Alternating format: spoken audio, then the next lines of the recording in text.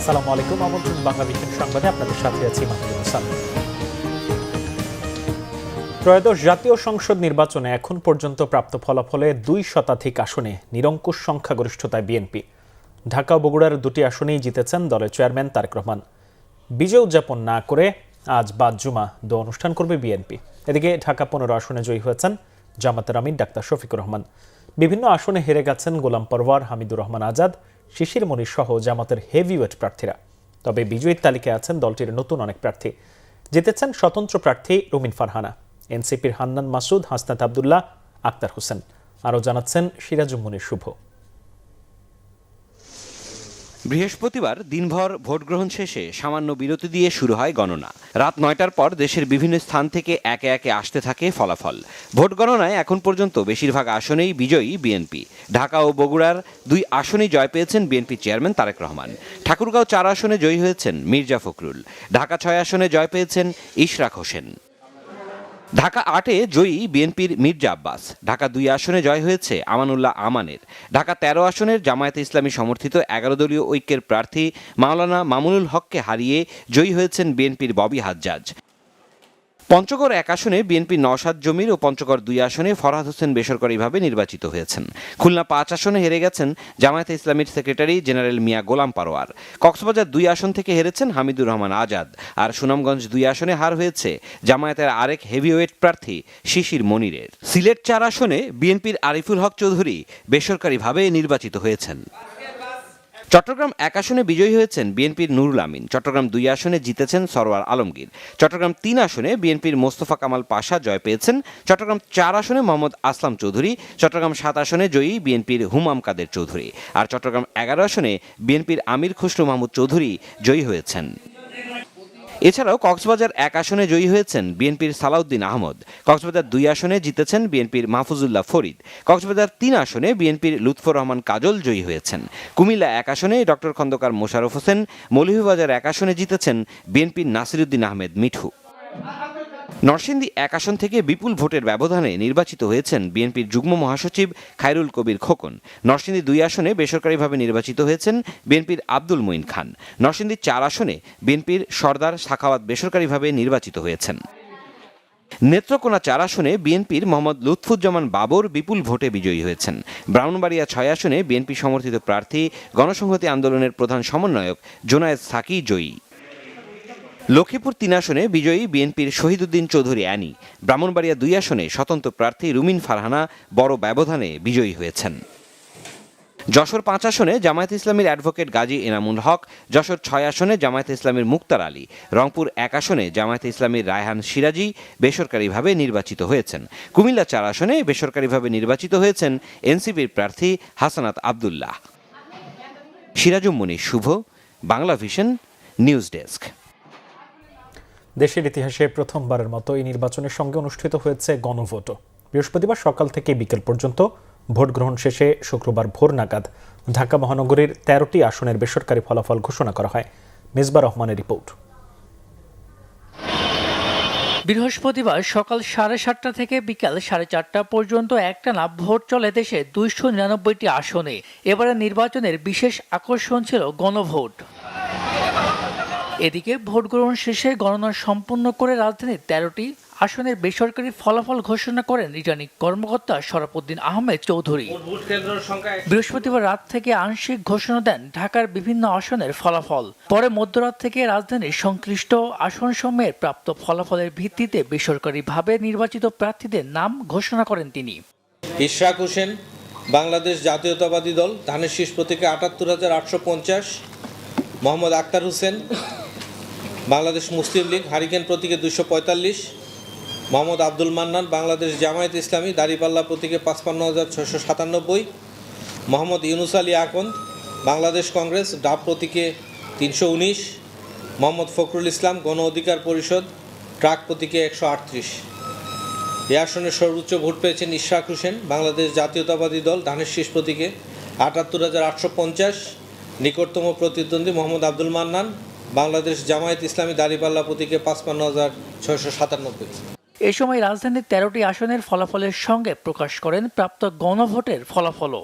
গণভোটে হা ভোটের পক্ষে ভোট পড়েছে 93,899 এবং নায়ের পক্ষে ভোট পড়েছে 40,701। 178 ঢাকা 5। এই আসনে হায়ের পক্ষে ভোট পড়েছে 1,49,906টি। নায়ের পক্ষে ভোট পড়েছে 45,079টি। দেশের ইতিহাসে প্রথমবার পোস্টাল ভোট অনুষ্ঠিত হয় প্রবাসী ভোটারদের মধ্যে ছিল বাড়তি আগ্রহ, যোগ করে বাড়তি উদ্দীপনাও।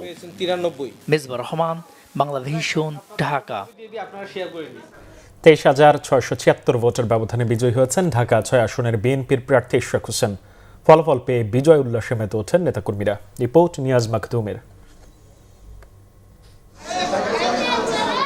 সহযোদ্ধাদের সাথে নিয়ে শান্ত মেজাজে দেখছিলেন বিভিন্ন কেন্দ্রের ফল। ঢাকা 6 আসনের 100 কেন্দ্রের মধ্যে 99টির ফল পেয়ে উল্লাসে ফেটে পড়েন নেতাকর্মীরা। চেয়ার থেকে তুলে নেন ইশরাক হোসেনকে, সাথে ছিলেন তার ভাই ইশফাক হোসেন ও মাসরুর হোসেন। বেশ কিছু সময় নেতাকে ঘিরে বিজয় উদযাপন করেন কর্মীরা, ফুল ছিটিয়ে জানান অভিনন্দন। কার্যালয় ছেড়ে তাদের সঙ্গে নিয়ে সড়কে নামেন ইশরাক হোসেন। এ সময় ইশরাক হোসেন অভিযোগ করেন জামাত এনসিপির প্রতি সরকার পক্ষপাতিত্ব করেছে। ফলাফল কারচুপি হয়েছে কিনা তা গভীরভাবে পর্যবেক্ষণ করার কথাও বলেন তিনি। সারা বাংলাদেশে যে ধানের শীষের যে জোয়ার উঠেছে, সেই জোয়ারে বর্তমান সরকার, জামাত, এনসিপি সবাই মিলেও কারচুপি করে আমাদেরকে ঠেকায় রাখতে পারে নাই। আগামী দিনেও পারবি না ইনশাল্লাহ। আমরা ফলাফল পর্যালোচনা করব, কোথায় কোথায় কারচুপি হয়েছে, কিভাবে হয়েছে, বা কোথাও ইঞ্জিনিয়ারিং হয়েছে কিনা। যদি হয়ে থাকে সেটা যাতে ভবিষ্যতে না হয়, আর যদি না হয়ে থাকে তাহলে তো আলহামদুলিল্লাহ। এলাকার সমস্যা সমাধানে সুখে দুঃখে সবার পাশে থাকার প্রতিশ্রুতি পুনর্ব্যক্ত করেন ইশরাক হোসেন। আমি শুরু থেকে বলে আসছি, আমাদের এই অঞ্চলের সবচেয়ে বড় সমস্যা গ্যাসের সংকট, তীব্র গ্যাসের সংকট। এটাকে আমি অন্তত আমাদের এই এলাকায় 1 নম্বর প্রায়োরিটিতে রেখেছি। দ্রুততম সময়ে গ্যাসের সংকট এবং ওভারঅল আমাদের যে জ্বালানি সংকট রয়েছে দেশে, সেটিকে নিরসনের জন্য আমরা কাজ করব। ত্রয়োদশ জাতীয় সংসদ নির্বাচনে 23,676 ভোটের ব্যবধানে জয়লাভ করেছেন ঢাকা 6 আসনের প্রার্থী ইশরাক হোসেন। ধানের শীষ প্রতীকে তিনি পেয়েছেন 78,141 ভোট। তার নিকটতম প্রতিদ্বন্দ্বী প্রার্থী ডক্টর আব্দুল মান্নান দাঁড়িপাল্লা প্রতীকে পেয়েছেন 54,465 ভোট। আমাদের নেতাকর্মীরা অত্যন্ত টায়ার্ড, তারা অনেক পরিশ্রম করেছে, তাই আজকে এখন তারা বিশ্রাম নিবে। কালকের থেকে আমাদের বিজয় মিছিল শুরু হবে। নিয়াজ মাকদুম, বাংলাভিশন, ঢাকা। ভোট শান্তিপূর্ণ অনুষ্ঠিত হয়েছে এবং ভোটারদের উপস্থিতি ইতিবাচক ছিল উল্লেখ করে সার্বিক পরিবেশ নিয়ে সন্তোষ জানিয়েছেন বিদেশি পর্যবেক্ষকরা। রিপোর্ট করছেন ইমরুল কায়েস। বেলা বাড়ার সাথে সাথেই রাজধানীর ভোট কেন্দ্রগুলোতে ভোটারদের ভিড় বাড়তে থাকে। পুরুষের পাশাপাশি নারী ভোটারদের দীর্ঘ লাইনও চোখে পড়ে। কেউ কেউ আবার পারিবারিক আবহে ভোট দিতে যান, সঙ্গে নিয়ে যান শিশুদেরও। দেশি পর্যবেক্ষকদের পাশাপাশি এবার সারা দেশে বিদেশিরাও নির্বাচন পর্যবেক্ষণ করেন। এরই ধারাবাহিকতায় রাজধানীর সিদ্ধেশ্বরী গার্লস কলেজ, ঢাকা বিশ্ববিদ্যালয়ের কার্জন হল সহ বিভিন্ন কেন্দ্রের ভোটদান পরিস্থিতি পর্যবেক্ষণ করতে যান ইউরোপীয় ইউনিয়নের পর্যবেক্ষকরা। কার্জন হল কেন্দ্র পরিদর্শন শেষে দুপুরে গণমাধ্যমের সঙ্গে কথা বলেন ইউ পর্যবেক্ষক দলের প্রধান আইভার্স ইজাবস। তিনি বলেন, শান্তিপূর্ণ ভোট বাংলাদেশের গণতন্ত্রের জন্যই গুরুত্বপূর্ণ। বাংলাদেশে আজ ঐতিহাসিক নির্বাচন অনুষ্ঠিত হচ্ছে। গণতন্ত্রের জন্য দিনটি খুবই গুরুত্বপূর্ণ। আমরা সারা দেশ থেকে তথ্য সংগ্রহ করছি, ভোটারদের ইতিবাচক অংশগ্রহণের খবর পাচ্ছি। আমরা সবার অংশগ্রহণমূলক একটি সুষ্ঠু ও বিশ্বাসযোগ্য নির্বাচন আশা করছি। এছাড়াও রাজধানীর বিভিন্ন ভোট কেন্দ্র পরিদর্শন করেন কমনওয়েলথ ও IRI সহ বিভিন্ন বিদেশি পর্যবেক্ষণ সংস্থা। নির্বাচন পরিস্থিতি নিয়ে তারা সন্তোষ প্রকাশ করেন। ভোটাররা খুবই উচ্ছ্বসিত। অনেকেই বলেছেন তারা আগে ভোট দিতে পারেনি, অনেকে এবারই প্রথম ভোট দিচ্ছে, সুতরাং তাদের ভোট ফলাফল নির্ধারণে প্রভাব ফেলতে পারে। এখনো শান্তিপূর্ণভাবে ভোট গ্রহণ হচ্ছে, সবকিছু ভালোই মনে হয়। আশা করি সারা দেশে শান্তিপূর্ণভাবে ভোট গ্রহণ অনুষ্ঠিত হবে। নির্বাচনের সার্বিক বিষয়ে 14 ফেব্রুয়ারি নিজেদের পর্যবেক্ষণ তুলে ধরবে ইউরোপীয় ইউনিয়ন নির্বাচন পর্যবেক্ষক দল। দীর্ঘদিন পর একটি উৎসবমুখর পরিবেশে ভোট দিলেন ভোটাররা। রাজধানীর বিভিন্ন কেন্দ্র পরিদর্শন শেষে একথাই বললেন বিদেশি পর্যবেক্ষকরা। তারা আশা করছেন এই নির্বাচন দেশের পাশাপাশি আন্তর্জাতিকভাবেও গ্রহণযোগ্য হবে। ইমরুল কায়েস, বাংলা ভিশন, ঢাকা। বাংলাদেশ ত্রয়োদশ সংসদ নির্বাচনের ভোট গ্রহণের মতো ফলাফল ঘোষণাও বিশ্ব মিডিয়ায় গুরুত্বের সাথে উঠে এসেছে। তারেক রহমানের বিএনপির বিপুল বিজয় উল্লেখ করে শিরোনাম করেছে বিদেশি একাধিক গণমাধ্যম। বৃহস্পতিবার সন্ধ্যার পর থেকে রাতভর ভোট গণনার হালনাগাদ তথ্য দিয়েছে বিবিসি, আল জাজিরা, এনডিটিভির মতো একাধিক গণমাধ্যমের ওয়েবসাইট। তারেক রহমানের বিএনপি সংখ্যাগরিষ্ঠ আসন পেয়েছে উল্লেখ করে হেডলাইন করেছে কাতারের সংবাদ মাধ্যম আল জাজিরা। ব্রিটিশ প্রচার মাধ্যম বিবিসি শিরোনাম করেছে ভোট গণনায় জয়ের পথে বিএনপি। ভারতের এনডিটিভির ওয়েবসাইটে শুরুতেই ছিল বাংলাদেশের সংসদ নির্বাচনের খবর। হেডলাইনে বলা হয়েছে তারেক রহমানের নেতৃত্বাধীন বিএনপির বিপুল জয়। টাইমস অব ইন্ডিয়ার শিরোনাম ছিল খালেদা জিয়ার বিএনপির বড় জয়।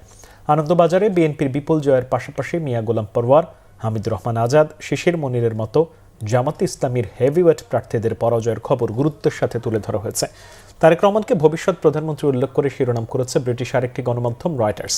এছাড়া যুক্তরাষ্ট্রের দ্য নিউ ইয়র্ক টাইমস, তুরস্কের আনাদোলু সহ বিশ্ব গণমাধ্যমে এই নির্বাচনের পাশাপাশি 2024 সালে জুলাই মাসে ছাত্র জনতার অভ্যুত্থানের প্রেক্ষাপটও তুলে ধরা হয়েছে।